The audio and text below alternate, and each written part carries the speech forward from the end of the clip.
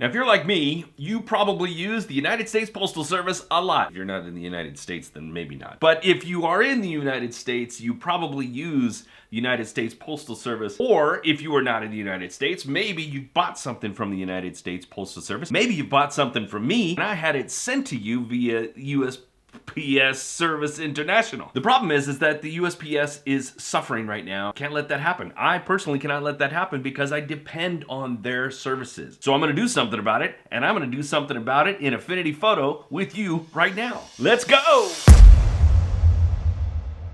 What's going on, everybody? My name is Dave Connery. I'm an artist designer based in Southern California, and I like to mail things. And I like to mail things with the United States Postal Service, but they're like I said, they're hurting. So I want to help them out. And what I'm going to do my little part, to do some part, and you're going to help me, is that I'm going to design a limited edition art print right here on the computer. I'm going to get it printed in small quantities. I'm going to have it sent here to the house, hopefully by the USPS. And when you go and make a purchase of it, I'm going to send it to you via the USPS, and as well as stick a bunch of stamps in there for you to use. If you're not in the United States, then the stamps probably won't come because why would I send you United States Postal Service stamps if you're not in the United States? But what I will do is I will buy that same pack of stamps and I'll give it to somebody who actually needs it, maybe another artist or something, just because we need to have these stamps. That's what we're gonna do today. We're gonna go to the screen, we're gonna create a relief poster that's oriented around the USPS, and we'll make it really cool, we'll make it really interesting, and then when we're all done, then you guys can buy it, and it'll be cool. But not before I say, hey, do me a favor, like this video, share it with your friends, make sure you hit that subscribe button, and if you haven't done so already, make sure you hit that bell so you never miss a thing. Okay, for the remainder of this video, I am going to go out to the studio, gonna go out to the shed so that I can record in peace, because I know that my family is going to be coming home really soon, and there's going to be a bunch of chaos in the background, and so you don't want that. Let's go out to the shed as I do the work and talk over whatever it is that I did so that you can see it and hear it and understand what I'm doing in Affinity Photo, and then we'll go from there. Okay, kicking this right off, 8x10. I've got actually a little bit of a bleed there, 1/4 inch bleed. Actually, well, 1/8 of an inch all the way around, but 1/4 inch total. Just trying to create an 8x10 image for this and giving myself an opportunity to blow some out the side because I like to push stuff off the page sometimes. So I'm going through here and I'm looking at these photos, right? I'm just trying to get some inspiration here. And yeah, I wanted to do something very deliberate about the Postal Service. And as you'll see, as we go on here, that it takes on a very abstract nature, but I'm using these images and I'm saving these images from Unsplash just to kind of give me a footing of what's going on. If you don't know much about Unsplash, basically it's a website where you can get stock photography for free, and you can give credit to these people, but that's not necessarily necessary. But you can't give credit. I will link to all the images that I potentially used. I will put them in the description so that you guys can see them and give those people a little bit of thumbs up, and then go check out the rest of Unsplash if you're not familiar with it. I appreciate this website a lot. I use it quite often, and some of the photography is amazing. Just amazing photography that these photographers, it's what I figure is that you get these photographers who take photos, and they take numerous photos, and maybe one they use for themselves or for different projects, but then there's some cast-offs, some outtakes, and those they put up here for people like you and I to do. Now, here's the thing. Library of Congress, I didn't even know Library of Congress had a thing up here on Unsplash, and so I was going through here. The reason I was going through here is because I was looking for Benjamin Franklin, because Benjamin Franklin was the very first Postmaster General of the United States. And I thought, well, maybe I'll find something here. So I was looking for Benjamin Franklin-oriented stuff. You see, doing some searches here with the man. Lots of money. A lot of dollar bills, y'all. Just trying to get some information on him and try to find some images that I can use. And I found this through the Library of Congress. Trying to figure out which one of these is the best. Highest resolution. I really should have just gone for the TIFF image right out of the gate, but I was trying to see if the JPEG was. I didn't want to download a 60 megabyte image, but whatever. I ended up doing it anyway. Bringing in the big one. Bringing in the big dog. Now, I'm not going to use this whole thing. Didn't anticipate all of it. I just wanted to kind of get the idea of Benjamin Franklin You'll see what that means as we go along here. But I just wanted to bring this essence of him rather than something super deliberate. And it took me a second to really figure out what I wanted to do here, but it also took me a second to figure out how to get the marquees to work. This is another thing about Affinity Photo that just kind of drives me a little bit nuts. When you do a selection, like when I was on, like Photoshop or whatever, you do a selection, and if you were to hold, I think it was it's been so long I already forgot. If you hold the space bar, you can actually move the selection on the page and not let it go, and that way you can expand it even further. And that works really well with the ellipses. Right, but this I don't, either I just haven't figured it out, but there's no way to move the selection until you've already dropped it. Now I put here 1792 as the date that the Postal Service was created. I actually had that wrong, and you'll see this later on. But I had the date wrong. I don't remember where I pulled 1792. I think I saw it somewhere, and maybe I had the wrong date. I'm just experimenting with the brushes here to do a little bit of masking to kind of tear some of this edge off and give it a little bit more of a Dave flavor, a little bit more Dave-ness. This mailbox, again, I wasn't 100% behind this, but I like the grit of this particular mailbox. And so just playing around with it, just to see what we can do with it, and just playing with the contrast, playing with the levels, see if I can turn this into something a little bit more interesting, a little bit abstract.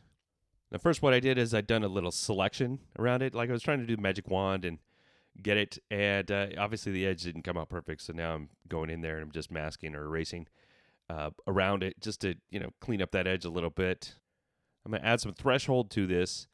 But because there's such a vast difference between the darkness on the sides of the mailbox and then that of the front, and even within the front, because, the letters are a little bit brighter than even the bottom section of that front panel.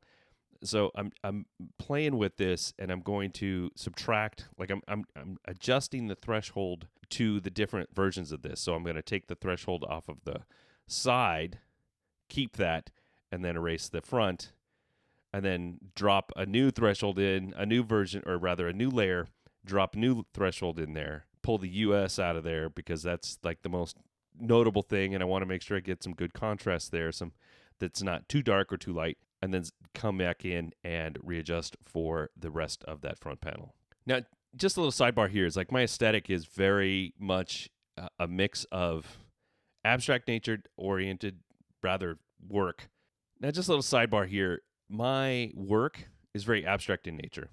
And although I do have some very deliberate elements, like the type is there, the photo is there, all these things are recognizable, but I would really try to bring like a very abstract aspect to the design. And this is really supposed to be an art print at first and not necessarily a design first, but I'm a designer as well. And so design always comes in play. Design always is a thing for me. Certain elements that I always try to bring into my stuff. I always like a little bit of rough cut. That's why I like that threshold. What I'm doing here is the halftone, and I'm just trying to find the right halftone angle for this particular image just to kind of give it some edginess. And so it's not such a deliberate, hey, look at Ben Franklin. I mean, yes, you could probably tell who he is even with that half toning there, but it's not such a, it's not a plaque on the wall. Now, reason I pulled this really didn't have anything relating to mail, but something about this image just kind of made it just felt right because it has something to do about motion, right? Motion and movement and going back and forth, like mail goes back and forth across the country. The carriers go back and forth. They go up and down your street. So the arrows going back and forth kind of had this kind of relevance to me. And so I just felt like it like jumped out at me right out of the gate. And I was determined to put it in here. And I struggled with it for a little while because I'm not exactly sure what I want to do with it. Because there's a certain stage, like I have to get a lot of the elements on the page and see how they play out before they actually work.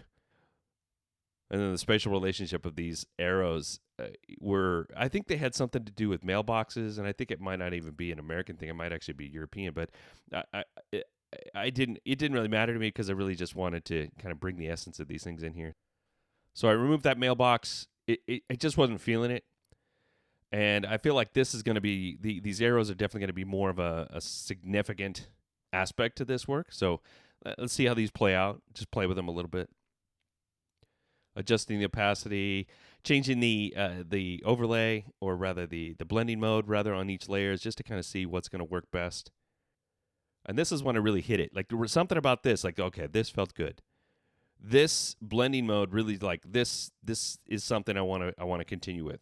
I don't know exactly what I'm gonna do with it yet, but this it felt like there was something here, so that's definitely gonna stick for a little bit. And now there's something interesting that about the arrows. Like I want to take that idea of the arrow and bring it somewhere else on the page to kind of repeat the idea, repeat the pattern, or at least the idea, the pattern idea of the arrow. I'm not going to repeat the exact pattern. I'm just repeating it in a way that just kind of says like, hey, there's a connection over here and then also over here. And so I'm playing with the colors, playing with the shapes, playing with the size. More threshold. Now, I'm trying to adjust the color to match that type. Ends up not being in the end it ends up not matching like that like I wanted to, but I was just trying to get the continuity. Now this is me using those elements in a pattern. Now the pattern is not the same as what the other image shows, but you don't really see the other image very well. So I'm just using this idea, playing with the size relationship, because I definitely think that there's a way to do this that it's not such a repeaty matchy type thing. I want this to kind of have its differentiation, and so I'm bringing that big blue one in there. And there's no real, I mean, you could probably find some sort of symbolism there, but I didn't do it for the symbolism. I did it mostly just for spatial relationship.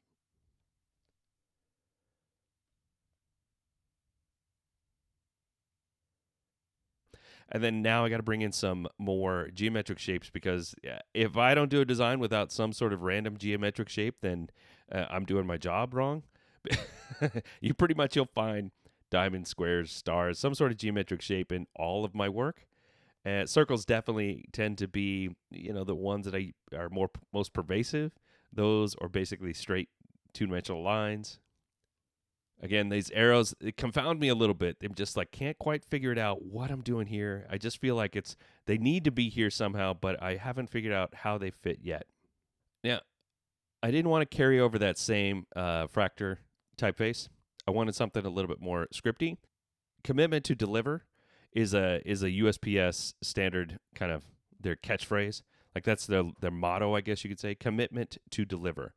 And I wanted something that had like an old timey feel, like something you might see in like an old document from 1792. So I found I found the typeface. What was it? Brickham script, and I've had this one for a while. I've never used it, but man, it's like as soon as I saw all the options, I was like, oh, this is definitely the one. And these big flourishy C's and D's on these letters is like, oh, it feels like the Continental Congress wrote this itself, designed this poster all by themselves. And just playing with the space again, the relationship between these things, about the just trying to get these two big letters to mix with the small letters and add some flourish. And I mean, it's just like, man, it's so cool, so cool.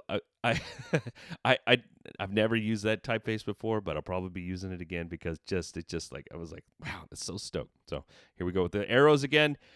Confounded arrows. Playing with the type. Just the space wasn't working for me, so put the arrows away for a while. Maybe they'll come back. Maybe they won't.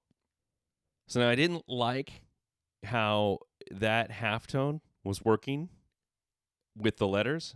And so I was like, I want to get a little bit more abstract than I was before with that. I want Ben to be even more abstract. You still see who he is, but I changed it up, to a cosine instead of the lines, halftones, and bringing that color back in there, those arrows back in there as an overlay, just creating this kind of tension. And obviously it's difficult to decipher. It's difficult to read.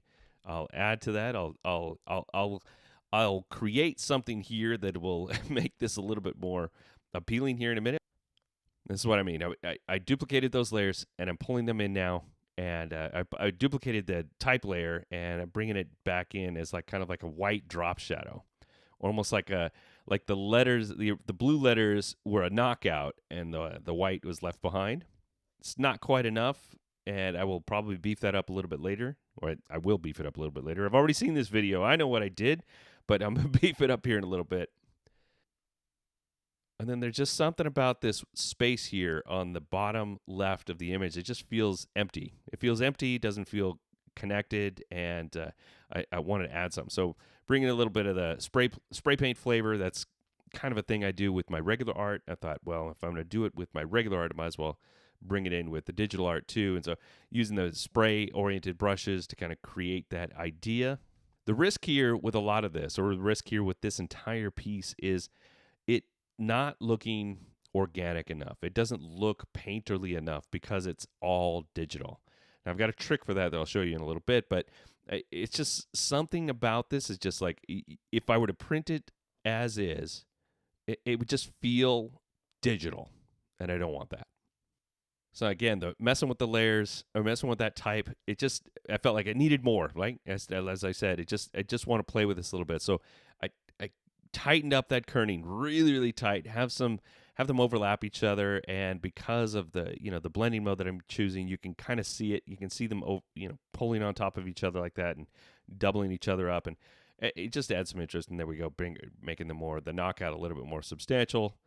All right, so this is my technique for making things a little bit grittier. Basically, you're taking a layer, making it 50% gray, and then adding a bunch of noise to it, and then changing the blending mode on that to either like overlay or soft light or hard light, depending on what you want. And you can keep adding, more noise to it, and that way it just kind of creates this grit. I was trying to find a good quote because I was going to throw a quote down there in that bottom left corner there, because I thought, if I have a really good quote, it'll be interesting. I struggled with this quite a bit. Played with the type size, played with the quote itself. Went back to looking for Ben quotes because, Ben's a smart man. There's got to be plenty of quotes. It's got to be plenty of things. But of course, I wanted it to have some sort of correlation. And at a certain point, I was like thinking to myself, like, am I just trying to wedge this in because that's the only way I'm going to get it to work? Because nothing was working. None of these quotes were landing where I needed them to land. But I didn't want to just push, shove a quote in there just like, hey, I got a quote in here. I dig for a little bit longer, and then finally I give up. I even went as far as going into articles to try and find relevant information about the USPS. And then I was like, it's a little too on the nose. Like, I put this quote in here from a New Yorker article. I was like, God, it's just so deliberate and almost didactic, and I didn't necessarily want that. I'm trying to kind of pull myself away from that a little bit, and there's still a little bit of that in my art anyway, but it was like, God, it's just, the idea of putting something there was great, but it just wasn't the right thing. The quote wasn't going to work, or the paraphrase pull from the article, none of that's going to work. So then I moved to hand lettering and tried to hand letter my way out of this thing. And I struggle with that as well. But yeah, you don't know until you try, and then you try again, you try again, you try again. And I'm still working with the brush tool in this app. I'm struggling with that in general, and so that added to this. But it just, again, couldn't quite find the balance here. Not to mention struggling with sometimes just getting the pen or the brush tool to work. There's just some times where the brush just, for some reason, just stops working. I have not been able to figure it out. It just all of a sudden just stops working. Maybe I touched something on the keyboard. Maybe I moved a layer, or maybe I don't know. It just, sometimes it just stops. So I had a crash, which is actually probably fortunate for me. But I had a crash, and I lost all of that handwritten type that I'd put there at first. So I thought, well, you know what? I crashed, but let's go again. Let's try it one more time. Thankfully, that was the only thing I lost, was the handwritten or the hand lettered type.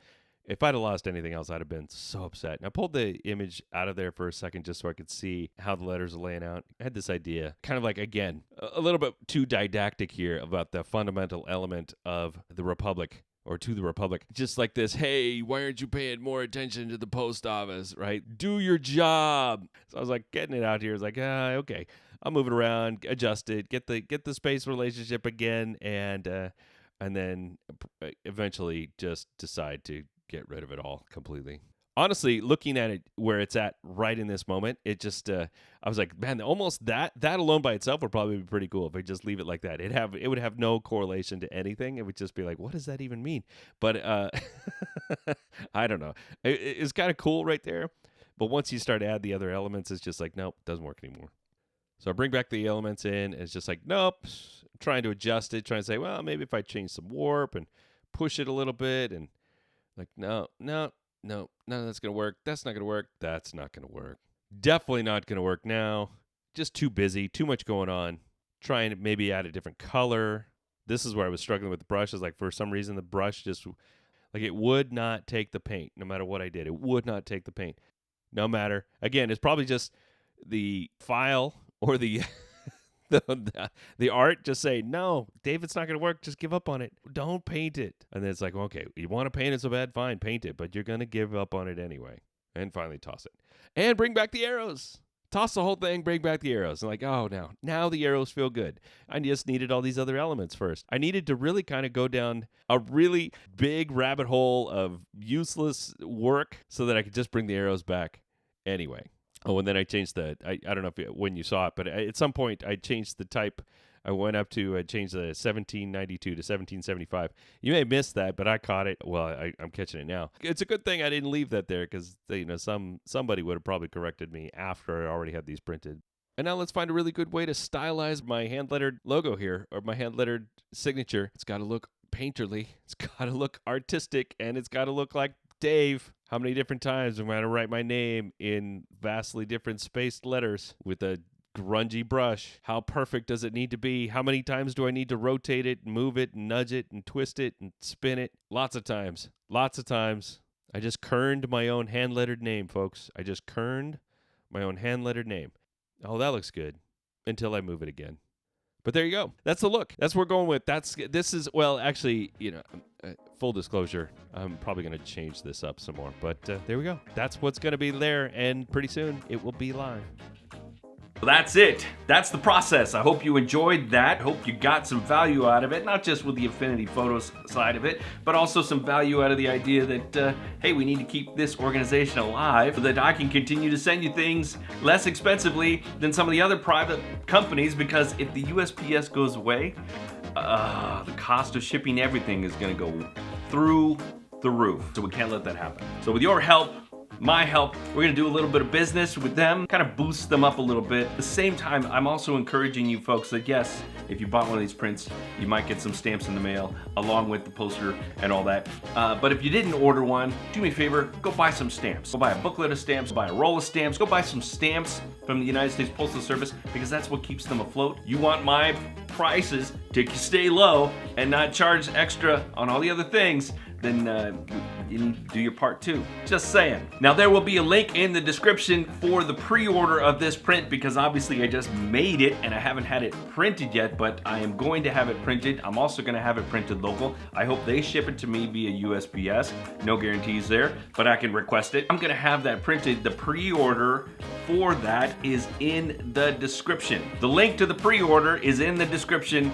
Go check it out. There's a really small amount of these, so make sure you buy in quickly, otherwise they'll be gone. That's pretty much it. I hope you enjoyed this video. If you have any questions, make sure you go down to the comments and leave your questions there. Or if you have any thoughts, you can do that too. While you're on the way down there, make sure you hit the like button, make sure you hit the subscribe button, and don't forget to hit that bell, because you never want to miss a thing. And then share it with your homies. And then go buy some stamps. Go buy some stamps for your homies. That's it, I'm out. Folks, remember, be good today, be even better tomorrow. Buy some stamps, see ya.